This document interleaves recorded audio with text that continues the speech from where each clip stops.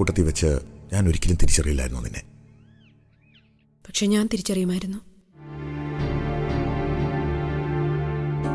നിങ്ങളുടെ കാറിൽ എന്നെ പോലെ ഒരുപാട് പേർ കയറിയിട്ടുണ്ടാവാം.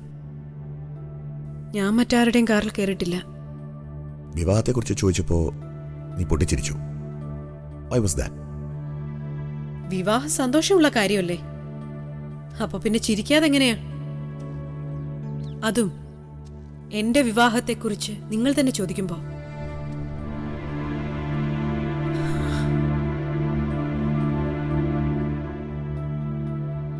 അന്നത്തെ എന്റെ പ്രായത്തിൽ ഇപ്പൊ നിങ്ങൾക്കൊരു മകളുണ്ട്.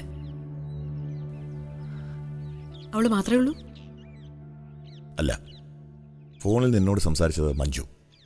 താഴെ ഒരാൾ കൂടിയുണ്ട്, വിഷ്ണു. അപ്പോൾ അന്ന് നിങ്ങളുടെ വിവാഹം കഴിഞ്ഞിരുന്നു, കുട്ടിയുമുണ്ടായിരുന്നു. ഒന്നും നിങ്ങൾ പറഞ്ഞിരുന്നില്ല. എന്തിന്? അന്ന് നമ്മൾ പരസ്പരം അറിഞ്ഞിരിക്കണമെന്ന് ഞാൻ കരുതിയിരുന്നില്ല. അതൊരു ബാധ്യതയാവും. ഞാൻ പരിചയപ്പെട്ടവരുടെ എല്ലാ കാര്യങ്ങൾ അന്വേഷിക്കണമെങ്കിൽ ഈ ജന്മം പോരാതെ വരും.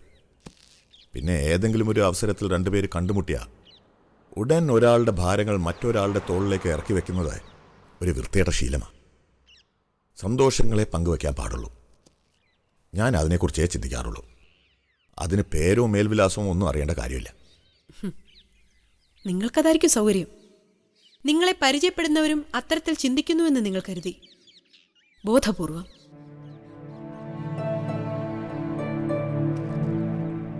അന്ന് എനിക്ക് നിങ്ങളുടെ കാറിൽ വെച്ചുണ്ടായ അതേ അനുഭവം ഒരുപക്ഷെ ഒരുപാട് പേർക്കുണ്ടായിട്ടുണ്ടാവാം. അവരൊക്കെ നിങ്ങളെ ക്ഷണിച്ചിട്ടുമുണ്ടാവാം. അതുകൊണ്ടാണ് എന്റെ വിവാഹത്തെക്കുറിച്ചും കുട്ടികളെക്കുറിച്ചും നിങ്ങൾക്ക് ചോദിക്കാൻ കഴിഞ്ഞത്. നിങ്ങൾക്ക് ഓർമ്മയുണ്ടാവില്ല, നാം സംസാരിച്ച ഓരോ വാക്കും ഓരോ ചലനവും എനിക്ക് ഓർമ്മയുണ്ട്. ഞാൻ വേദനിക്കുകയായിരുന്നു നിങ്ങൾ സന്തോഷിച്ചപ്പോൾ. എല്ലാം കഴിഞ്ഞപ്പോൾ നിങ്ങൾ പറഞ്ഞു നല്ലൊരു സായാഹ്നം ഞാൻ വേസ്റ്റ് ചെയ്തു. ഇപ്പോഴും നിങ്ങൾക്ക് തോന്നുന്നുണ്ടോ ഈ സായാഹ്നം വേസ്റ്റ് ചെയ്തു? നോ, വേണമെങ്കിൽ എനിക്ക് ഈ സന്ദർശനം ഒഴിവാക്കായിരുന്നു. നീ പറഞ്ഞതുപോലെ ഒരുപാട് പേര് ഈ കാറിൽ കയറിയിട്ടുണ്ട്. അവരിൽ ഒരാളല്ല നീ ഇന്ന് ഫോണിൽ സംസാരിച്ചപ്പോഴേ എനിക്ക് ബോധ്യപ്പെട്ടു. ഒരാളെയും ഞാനായിട്ട് നശിപ്പിച്ചിട്ടില്ല. മുമ്പേ നശിച്ചവരായിരുന്നു, നീ ഒഴിച്ച്. That's why I feel guilty.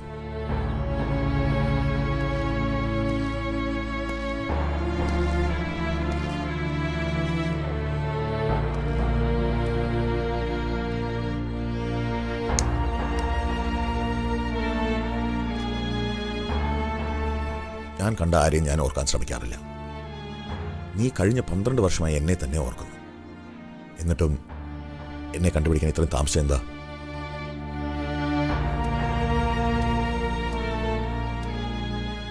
ഞാൻ നിങ്ങളെ തിരയാൻ തുടങ്ങിയിട്ട് വളരെ കുറച്ച് ദിവസങ്ങളെ ആയിട്ടുള്ളൂ.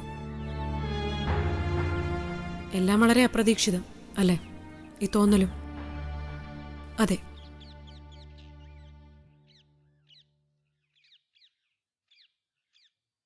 അന്നത്തോടെ കോളേജ് അവസാനിപ്പിച്ചോ?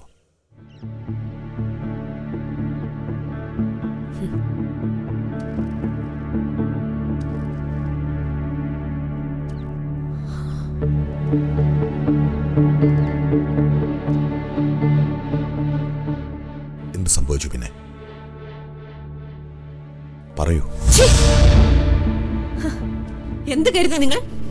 12 വർഷങ്ങൾക്ക് മുൻപുണ്ടായ ആ ഓർമ്മകളുടെ സുഖത്തിന് ഞാൻ തിരിച്ചു വന്നാണെന്നോ? ഐ എം സോറി, ഞാൻ മറ്റൊന്നും ഉദ്ദേശിച്ചില്ല. ഒരു ശീലം കൊണ്ട്.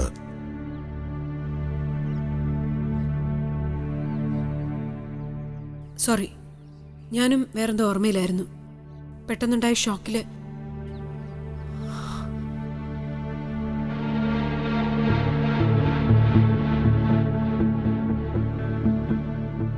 ഇപ്പൊ നിങ്ങൾക്ക് എന്നോട് അങ്ങനെ പെരുമാറാൻ ചങ്കൂറ്റം ഉണ്ടാവില്ല. നമുക്ക് മറ്റെവിടേക്കെങ്കിലും പോയാലോ?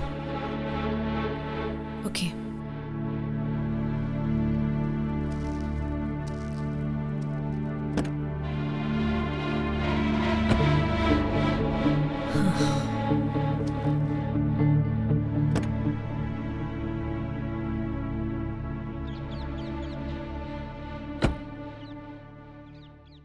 അന്ന് ഞാനിരുന്നത് പുറകിലായിരുന്നു. 12 വർഷങ്ങൾ കൊണ്ടൊരു പ്രൊമോഷൻ.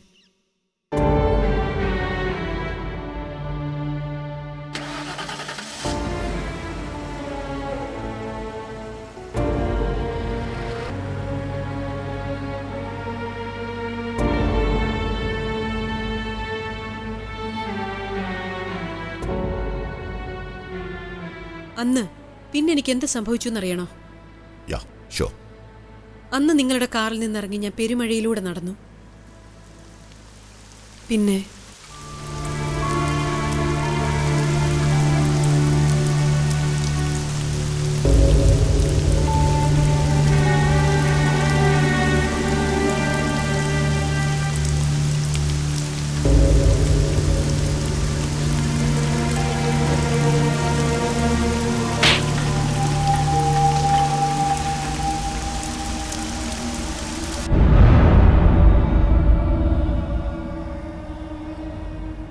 അമ്മ എന്നെ കൊന്നില്ല,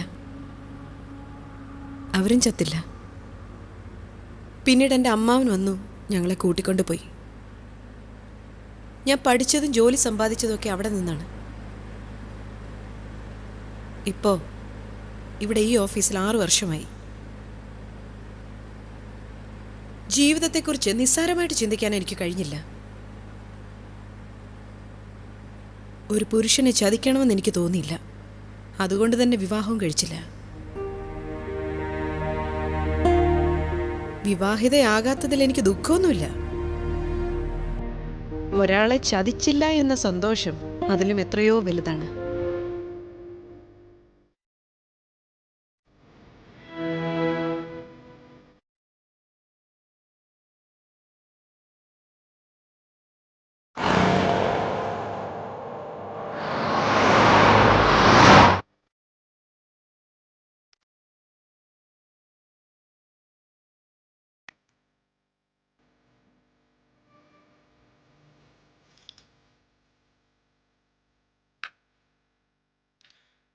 എന്താ ഒന്നും മിണ്ടാതെ? ഞാൻ കണ്ട സ്ത്രീകളൊന്നും ഒരിക്കലും ഒരു പ്രതികാരത്തിന് എൻ്റെ മുമ്പിൽ എത്തുമെന്ന് ഞാൻ കരുതിയിരുന്നില്ല. നിന്നെ പോലെ. എൻ്റെ കയ്യിൽ ആയുധങ്ങളൊന്നുമില്ല. നീ തന്നെ ഒരു ആയുധമാണ്. നിന്റെ ഓരോ വാക്കും.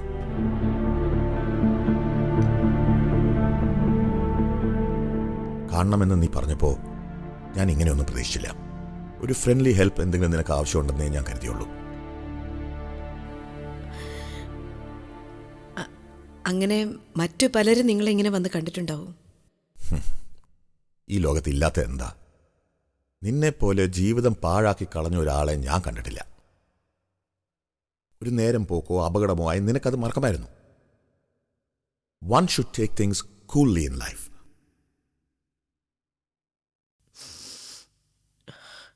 എന്നെപ്പോലെ അധപ്പതിച്ചൊരു സ്ത്രീക്ക് ഇനഫ്. അധപ്പതനം. ഒരാളുടെ കൂടെ ജീവിച്ചതിന് ശേഷം ഡിവോഴ്സ് ചെയ്ത് മറ്റൊരു വിവാഹം കഴിക്കുന്നവരില്ലേ? ഭർത്താവ് മരിച്ചാൽ പുനർവിവാഹം നടക്കില്ലേ? അറ്റ്ലീസ്റ്റ് അങ്ങനെയെങ്കിലും കരുതാമായിരുന്നു നിനക്ക്.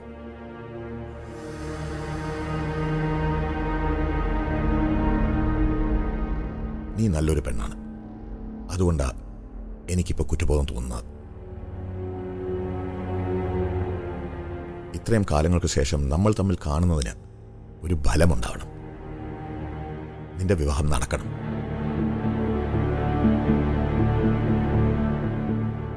ഒരാളെ ഞാൻ തേടി പിടിക്കും. നിനക്ക് യോഗ്യനായ ഒരാളെ. And you must agree.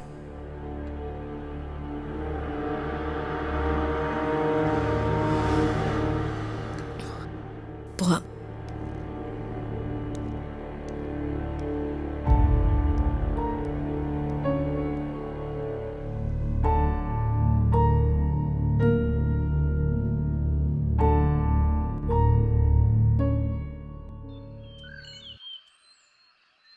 എന്റെ വിവാഹം കഴിഞ്ഞു.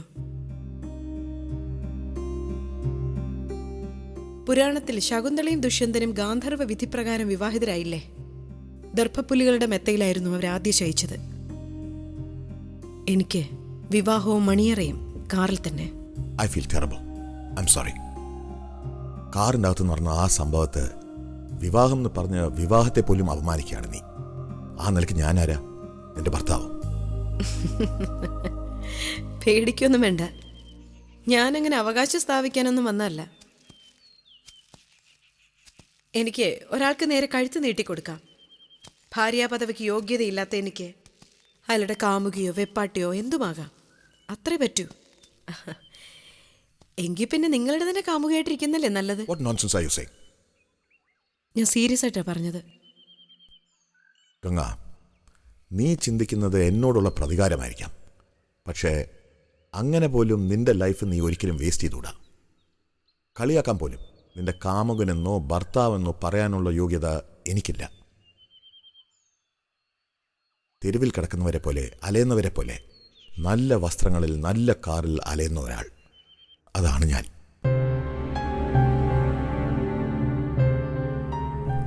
അന്ന് നിന്നെ കാണുമ്പോൾ അറ്റ്ലീസ്റ്റ് ധനികൻ എന്നൊരു പദവിയെങ്കിലും എനിക്കുണ്ടായിരുന്നു. ഇന്നതുമില്ല. ഞാൻ നിന്നെ ഇപ്പം ബഹുമാനിക്കുന്നു. എന്നെ പ്രണയിച്ചാലും പ്രതികാരം ചെയ്താലും പാഴാണ്.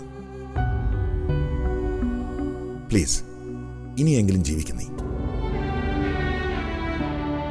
ഫോർ ദ ഫസ്റ്റ് ടൈം ഞാൻ ഒരാളോടിങ്ങനെ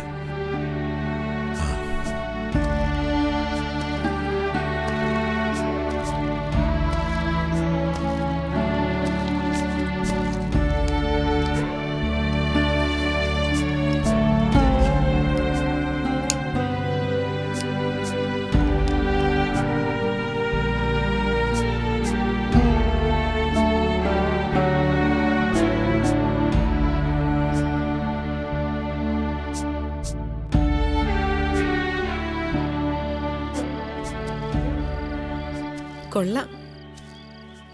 12 വർഷങ്ങൾക്ക് മുൻപ് ഞാൻ നശിച്ചുവെന്ന് ഞാൻ കരുതുന്നു. 12 വർഷങ്ങൾ കൊണ്ട് നശിച്ചില്ലാതായെന്ന് നിങ്ങളും. വിചിത്രം. എനിക്ക് ആഗ്രഹമുണ്ട് നിങ്ങൾക്ക് എന്ത് സംഭവിച്ചു എന്നറിയാൻ. ഒരാളെ നന്നായി നീന്താൻ പഠിപ്പിക്കുക, അയാൾക്ക് വേണ്ടി മാത്രം സ്വിമ്മിംഗ് പൂൾസ് ഉണ്ടാക്കുക, അതിനുശേഷം ഒരു ദിവസം കൈകാലുകൾ കെട്ടി അയാളെ അതേ വെള്ളത്തിൽ തള്ളിയിടുക. അതാണ് എൻ്റെ അച്ഛൻ എന്നോട് ചെയ്തത്.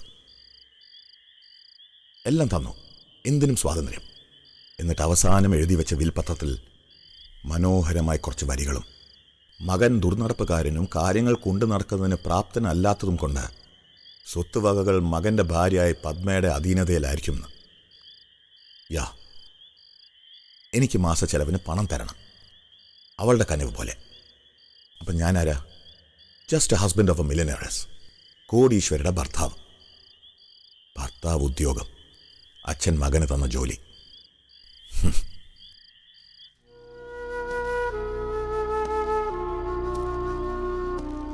വാശി കാണിച്ചു ഞാൻ. അച്ഛൻ വിൽപത്രത്തിൽ എഴുതിയ ഓരോ വരിയും സത്യമാക്കാൻ. ദുർനടപ്പുകാരൻ, മദ്യപാനി, ഓരോ വിശേഷണങ്ങൾ ഞാൻ സ്വന്തമാക്കി. പത്മ എന്നെ സ്നേഹിച്ചിട്ടുണ്ടോ എനിക്കറിയില്ല. അവൾക്ക് എന്നോട് പുച്ഛം തോന്നാതിരിക്കാനും കാരണമില്ല. ഭർത്താവിനോട് ഭാര്യയ്ക്ക് വേണമെന്ന് പറയുന്ന ബഹുമാനം ഒരിക്കലും അവൾ കാണിച്ചിട്ടില്ല. ഒരു തടവുകാരൻ, നോ, അങ്ങനെ പറഞ്ഞ പോലെ സമ്പന്നതയിലെ തടവുകാരൻ. യാ, ദാറ്റ്സ് റൈറ്റ്. എന്നെ ഇതുവരെ ആരും സ്നേഹിച്ചിട്ടില്ല.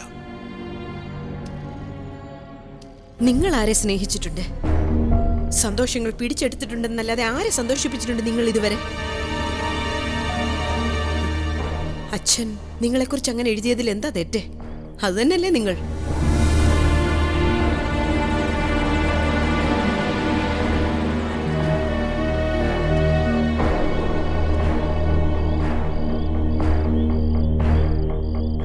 ആ, സമയം ഒരുപാടായി. എനിക്ക് ക്ലബിലേക്ക് പോകാനുള്ള സമയം.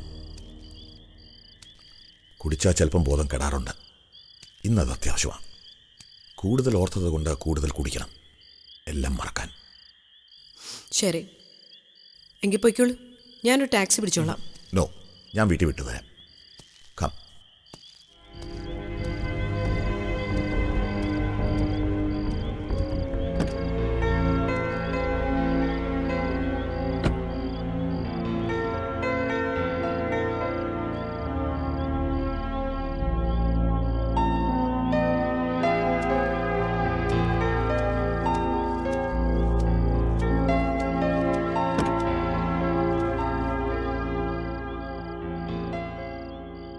എന്നെ കാണണ്ടായിരുന്നെന്ന് തോന്നുന്നുണ്ടോ നിങ്ങൾക്ക്?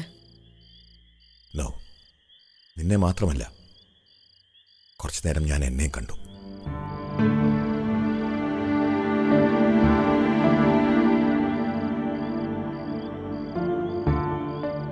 നിരാശ നിനക്കായിരിക്കും, ശത്രുവിന് ബലമില്ലാതായി പോയതുകൊണ്ട്.